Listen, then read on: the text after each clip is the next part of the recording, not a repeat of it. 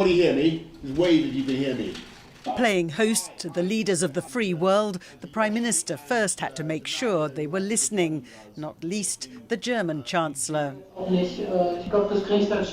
hear us, Angela? That's okay. I think you need to mute.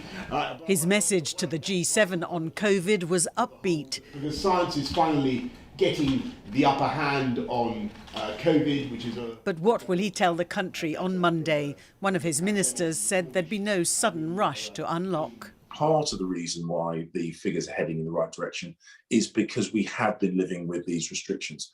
We don't want to ease them too early. We don't want to have to go into another lockdown.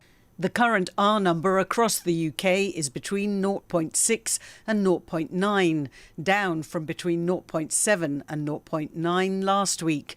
Around 1 in 115 people in England are thought to have had Covid between February the 6th and 12th. It's down from a peak of 1 in 50 people at the beginning of January and is the lowest since the first week of December, when it was also 1 in 115 people.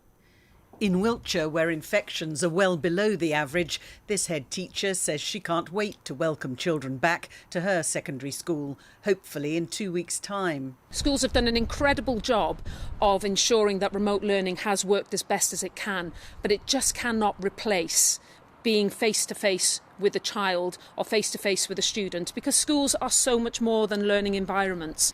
On the high street, businesses such as this model shop are also desperate to open. If we have a proper roadmap where we know exactly the dates to be expected open, then we can obviously tailor our buying and our anticipation correctly.